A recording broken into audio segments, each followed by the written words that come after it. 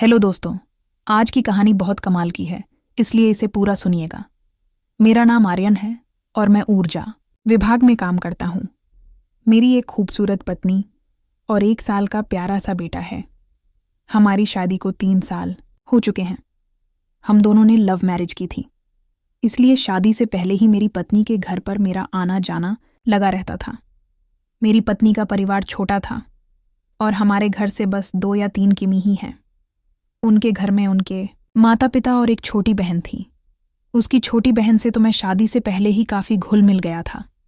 मेरे ससुर जी retired teacher थे और सासू माँ हाउसवाइफ थी और मेरी साली साहिबा बीए कर रही थी।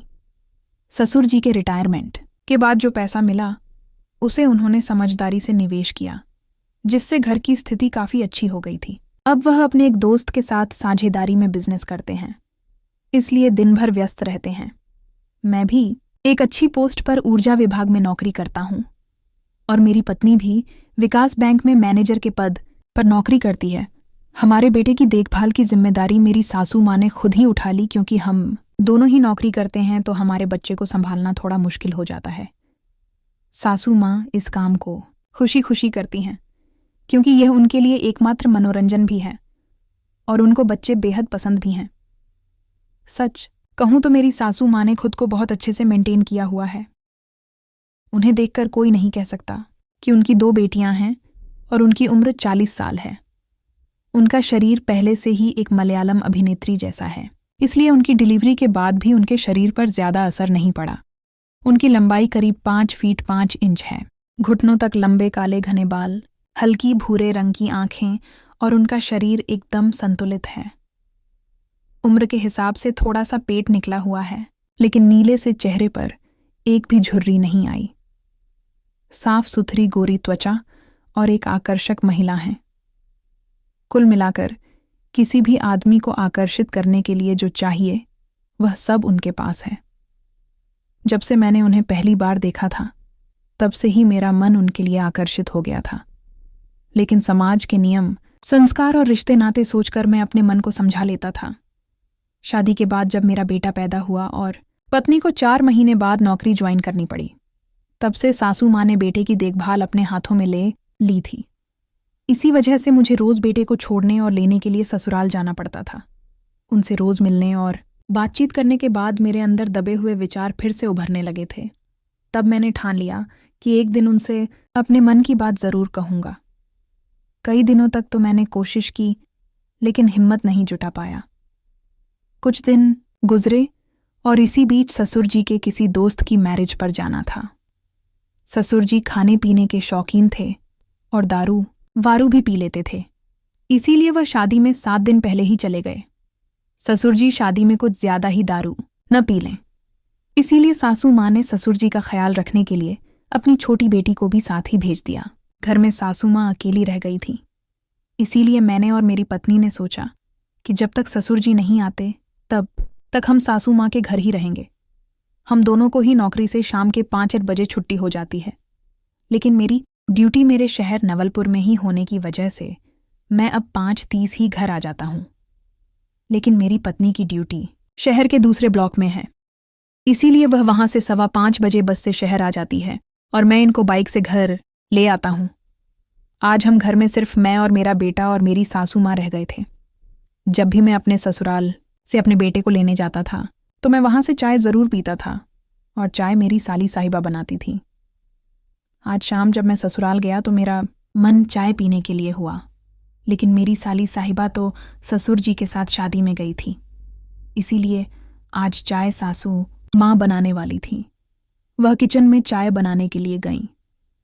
चाय बनाने के दौरान अचानक किचन में से जोर से गिरने की आवाज आई। जब जाकर देखा तो सासू माँ जमीन पर गिरी हुई थी। जब वह ऊपर से चीनी का डिब्बा उतारने की कोशिश कर रही थीं, तभी पैर फिसल गया और वह गिर गईं। उनके पैर में चोट आ गई थी, जिससे चलने में दिक्कत हो रही थी। तब मैंने उन्हें सहारा देकर उठाया और बाहर के कमरे तक ले गया। सासू माँ ने कहा, बेटा बहुत तकलीफ हो रही है, कुछ मलहम या दवाई दे दो, वहां उस कमरे की अलमारी में सब कुछ रखा होगा। मैं तुरंत अंदर गया और मलहम उठाकर ले आया। मैं तुरंत अंदर गया और मलहम उठाकर ले आया और अपनी सासू माँ के हाथों में दे दिया। उन्होंने मलहम अब तक हाथ में लिया और लगाने लगी। कुछ पल सोचने के बाद मैंने कहा, अगर आपको कोई परेशानी ना हो तो मैं लगा देता हूं। वह हल्का सा मुस्कुराई और बोली, बेटा अगर तुम चाहो तो लगा दो। मैंने मन में सोचा कि इसी बहाने आज पैर छूने का मौका मिलेगा, बाकी बातें बाद में देख लेंगे। फिर मैं उनका पैर अपने हाथों में लिया और तलवे पर हल्के हाथ से मलहम लगाकर मालिश करने लगा। उनके चेहरे पर संतोष के भाव दिखाई दे रहे थे। दर्द वाली जगह पर हल्के और बाकी हिस्सा पर थोड़े जोर से दबाते हुए मैं मालिश करता रहा। थोड़ी देर के बाद मैंने उनसे पूछा, अब कैसा लग रहा है माँ जी? उन्होंने कहा, बहुत अच्छा लग रहा है। मैंने पूछा, और करूं क्या? उन्होंने तुरंत कहा, हाँ कर दो। इसके बाद मैंने धीरे धीरे पूरी तलवे की मालिश शुरू कर दी। मैं अनुभव के आधार पर मैं जान गया था कि कहाँ कहाँ दर्द हो सकता है। फिर कुछ मिनट के बाद मैंने पूछा, सासू माँ अब कैसा लग रहा है?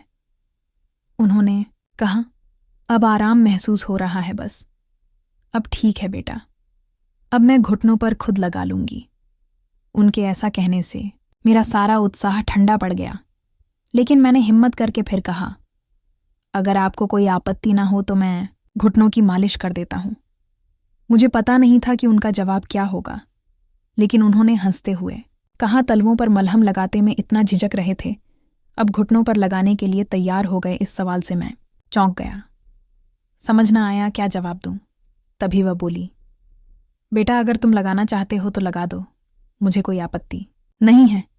यह सुनकर मैं संभालते हुए बोला, मैं तो बस आपकी मदद के लिए कह रहा था, क्योंकि मेरी माँ नहीं है, उनकी सेवा करने का मौका तो नहीं मिला।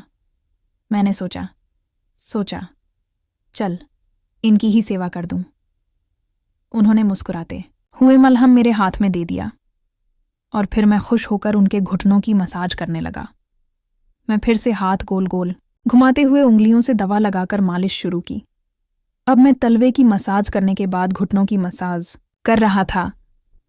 शुक्र की बात यह थी कि सासू माँ सीधी लेटी हुई थीं, इसीलिए उन्हें यह सब दिखाई नहीं दे रहा था, वरना पता नहीं देखकर उनका क्या रिएक्शन होता। लेकिन मैं तो इस बात से खुश था कि इतने सालों में जो भी बातें मेरे मन के अंदर दबी हुई थीं, शायद वह आज पूरी हो सकती हैं। सासू माँ आंखें बंद करके मालिश का आनंद ले रही थीं और उनके चेहरे से यह साफ छलक रहा था कि उन्हें इससे राहत मिल रही है। फिर भी मैंने पूछा, आपको कैसा लग रहा है सासू माँ? उन्होंने तुरंत जवाब दिया, बहुत अच्छा लग रहा है बेटा, आपके हाथों में तो जादू है। हालांकि एक चीज़ मैंने नोट की थी कि उनके बोलने का लहजा अब थोड़ा बदला हुआ था।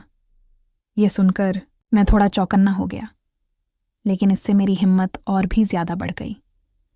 मैंने अपने आप पर विश्वास बनाए रखा और धीरे धीरे मालिश करता रहा। यह देखकर मेरा मन खुशी से भर गया। मुझे ऐसा लग रहा था जैसे मैं अपनी असली माँ की सेवा कर रहा हूं। तभी अचानक से मेरा मोबाइल बजा। देखा तो मेरी पत्नी का फोन था। उसने बोला, मैं बस स्टैंड पर आ गई हूं, मुझे ले जाओ, आज मुझे जल्दी छुट्टी मिल गई है। मैंने कहा, बस 5 मिनट में पहुंच रहा हूं। इसके बाद मैं वहां से निकलने लगा और मैं उठ खड़ा हुआ। फिर सासू माँ ने मेरी ओर देखा और कहा, सीमा, तुमने जो भी किया वह किसी ने कभी नहीं किया। तुम्हारा यह एहसान मैं नहीं भूलूंगी। मैंने हल्की मुस्कान के साथ कहा, अरे इसमें एहसान की क्या बात है माँ, आपको खुश रखना मेरा फर्ज है। उन्होंने सर हिलाते हुए कहा, शायद तुम्हारे लिए यह फर्ज था, लेकिन मेरे लिए यह एक नई शुरुआत जैसा है। मैंने उनका बातों को समझने की कोशिश की, लेकिन ज्यादा कुछ कहे बिना ही मैं घर से बाहर चला गया। तब उनके चेहरे पर एक संतोष और अपनापन साफ छलक रहा था। रास्ते में मन में बस यही ख्याल था कि कभी कभी रिश्ते अपने असली मायने तब समझ में आते हैं जब हम दिल से किसी की मदद करते हैं। शायद आज का दिन हमारे रिश्ते की एक नई शुरुआत थी। फिर मैं अपनी पत्नी के पास पहुंचा तो मेरी पत्नी ने पूछा, इतनी देर क्यों हो गई आने में? तब मैंने मुस्कुराते हुए कहा कि माँ का ख्याल रख रहा था। मेरी पत्नी ने मेरी तरफ देखा और बिना कुछ कहे मुस्कुरा दी। फिर हम दोनों ससुराल में आ गए और सासू माँ मुझे मुस्कुरा के देख रही थीं। मेरे मन में एक अजीब सी शांति थी। शायद कुछ रिश्ते ऐसे ही होते हैं। आज हमें यहाँ रुके हुए दूसरा दिन था और हमें 3 सरकारी छुट्टियां आ गईं। 2 सरकारी छुट्टी और 1 रविवार। अब हम दोनों पति पत्नी ससुराल में ही रहने वाले थे।